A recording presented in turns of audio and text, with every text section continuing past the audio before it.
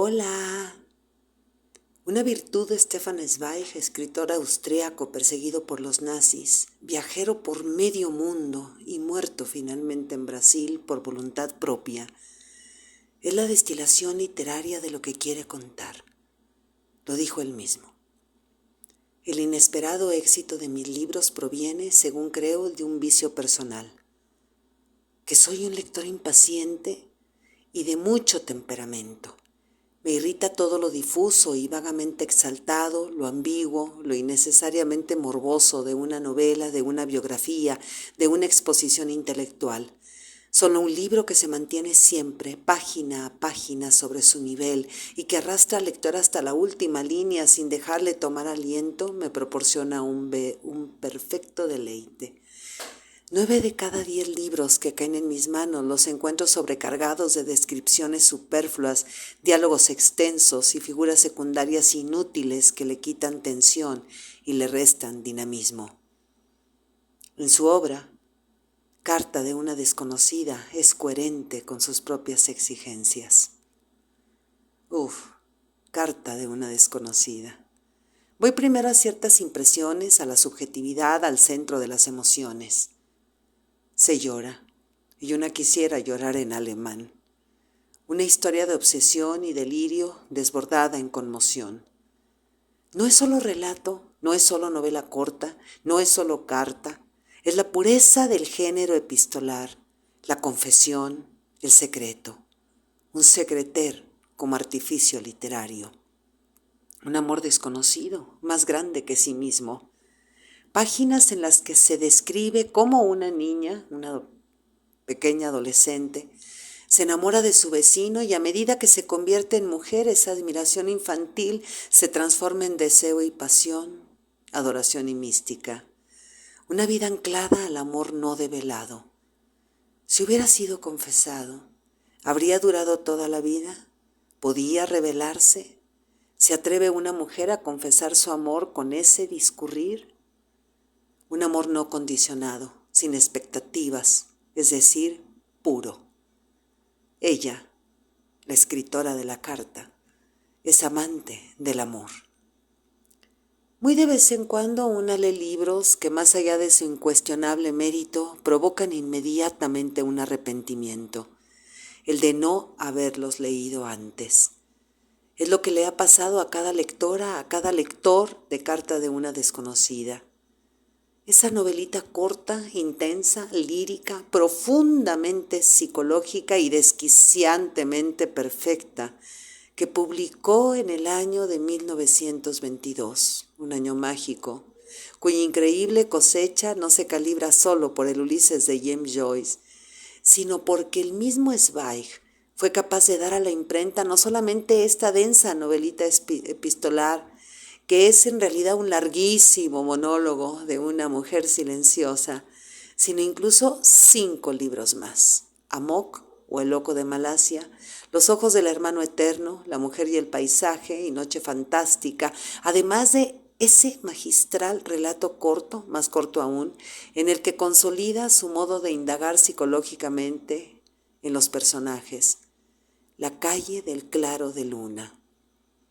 No es extrañar que Zweig admirara profundamente a Dostoyevsky, quien murió el mismo año que nació él, en 1881, y de quien heredó el gusto, el goce, el regusto, dijéramos, por indagar en la más profunda psicología de los personajes con el único bisturí, la palabra.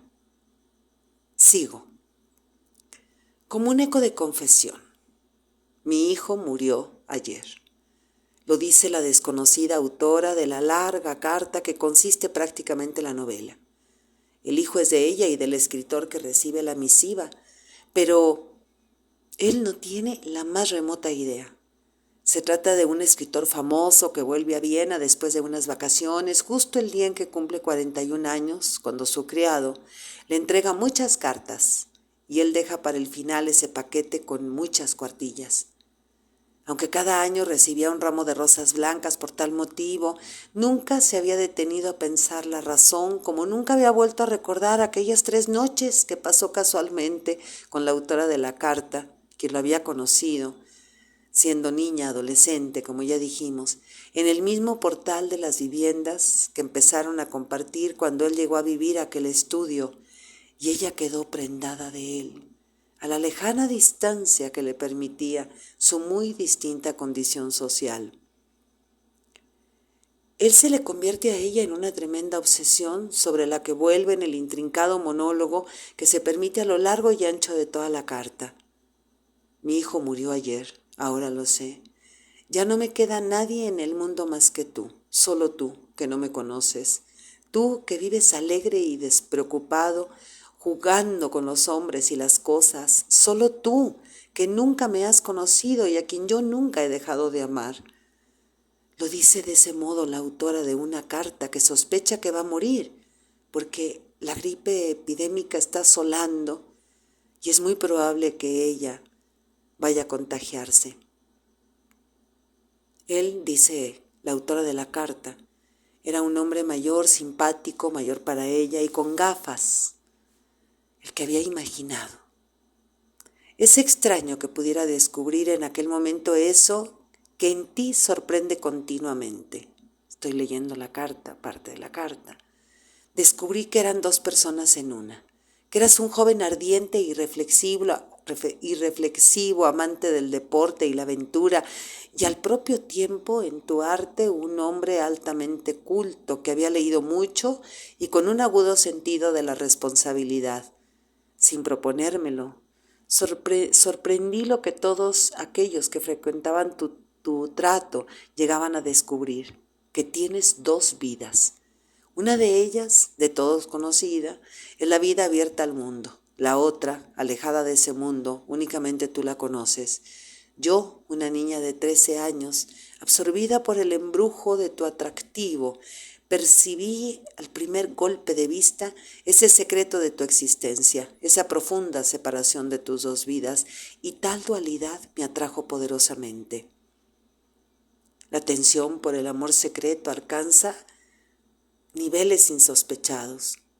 Dice, en el vestíbulo hacía mucho frío y también temía despertar las sospechas de mi madre.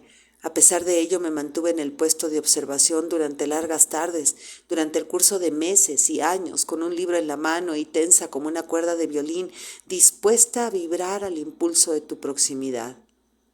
Habían pasado 16 años desde entonces, y entre tanto la adolescente había tenido que marcharse a otra ciudad con su familia y había conseguido volver empleada en una casa de modas.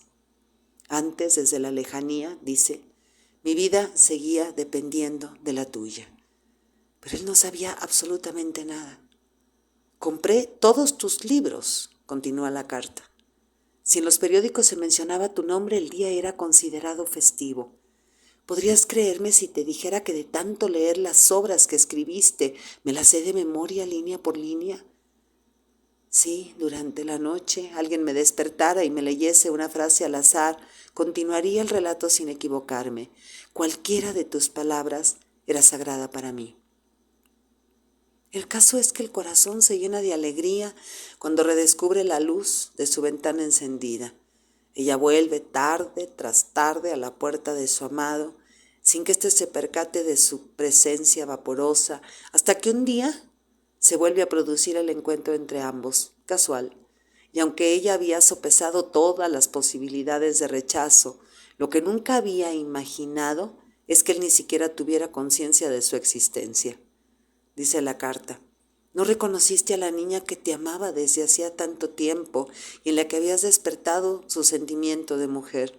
Reconociste, simplemente, el rostro agradable de una jovencita de 18 años encontrado 2 días antes en el mismo sitio.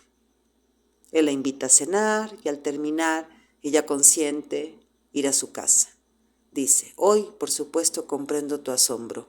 Ahora sé que es usual en una mujer, aun en el caso de desear ardientemente el amor de un hombre, fingir disgusto, simular temor o indignación para obtener su consentimiento. Son necesarias súplicas vehementes, mentiras, juramentos, promesas. Sé que solo las profesionales del amor, las prostitutas, suelen responder a invitaciones de esa clase alegremente, con un consentimiento franco, y acaso también las muchachas inocentes. ¿Cómo podías comprender que en mi caso el rápido asentimiento era el grito de un deseo eterno, el despertar de anhelos que habían persistido durante 1000 días y más? Ella pierde la virginidad, sin que él fuera consciente, más que de pasar una noche divertida, o 3. Luego se marcha de viaje, ella se queda con la promesa de que recibiría noticias suyas durante meses, durante años, sin levantar la voz, madre soltera, presa de su propio orgullo. Dice: en los últimos días no pude conservar mi trabajo porque los parientes de mi padrastro hubiesen advertido el estado en que me hallaba y habrían avisado a mi familia. Tampoco quise pedir dinero a mi madre, de modo que en la última temporada del embarazo me las arreglé con el producto de la venta de las pequeñas joyas que poseía. Una semana antes de internarme, mi lavandero robó el poco dinero que me quedaba y tuve que acudir a la maternidad. El niño, tu hijo, nació allí, en aquel refugio de miserables, entre las más pobres, las prostitutas y las enfermas. Nos sentíamos ajenas las unas de las otras y yacíamos en nuestra soledad, unidas únicamente por nuestra pobreza y desgracia, llenas de mutuo rencor, amontonadas en aquella sala impregnada de olor a cloroformo y sangre y rodeadas de gritos y lamentos. Esas salas, la paciente pierde toda su individualidad, salvo la que le pertenece en su nombre escrito en lo alto de su cabecera. Lo que reposa en la cama es solo un pedazo de carne estremecida, un objeto de estudio. El niño, sorprendentemente, se educa en un buen colegio. Querido, te estoy hablando desde la oscuridad. Te lo diré sin avergonzarme. Por favor, no te estremezcas. Me vendí. No fui una mujer de la calle, una prostituta vulgar, pero me vendí. Mis amigos, mis amantes eran hombres de posición. Al principio los tuve que buscar, pero muy pronto fueron ellos los que me buscaron, porque yo era, ¿te diste cuenta alguna vez?, una mujer hermosa. Esa mujer hermosa que hubiera podido ascender en la escala social con matrimonios que rechaza y que él vuelve a sorprender en un baile de sociedad mientras ella, tan cambiada, tiembla por el deseo de que él la reconozca, pero no. La lleva a su casa, la disfruta, quiere pagarle al amanecer los billetes que ella arroja al suelo al cruzarse con el criado. Tantos años después, él sí la reconoce. El epílogo de la novela, con la carta cayéndosele, dice: de sus manos temblorosas, vuelve a ser un magistral ejercicio psicológico que no solo transforma al protagonista, sino a nosotras, a los lectores, a las lectoras, que imaginamos vagos recuerdos de la hija de una vecina, de una muchacha, de cierta mujer en un salón de baile, aunque todo era turbio y confuso como el reflejo de una piedra en el lecho de un riachuelo turbulento. Una vuelve a leer y a releer esta obra, y uno se vuelve a sorprender del ritmo impresionante de la narración. No hay espacios en blanco en los que descanse una, no hay relleno. En El mundo de ayer, el propio Stefan Zweig nos explica su método.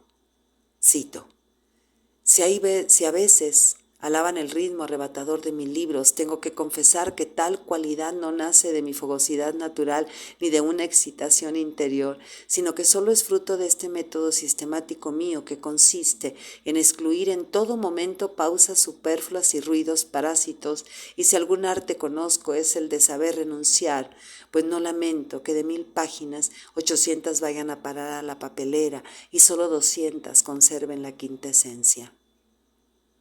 Por eso la literatura de Stefan Zweig sigue gustando tanto hoy en día, porque va a lo esencial, porque en ella no hay descripciones superfluas, ni diálogos de ripias, ni personajes secundarios innecesarios. En los años 20, lo sabemos, algunos críticos lo tacharon de antiguo, de anacrónico, por no adaptarse a las vanguardias que revolucionaron el mundo del arte. Zweig supo esperar. Fue un adelantado a su tiempo. Gracias por escuchar casi un monólogo, casi un audiolibro propiciado por mi relectura, Carta de una desconocida de Stefan Zweig. Soy Margarita Díaz de León, Literatura en Espiral.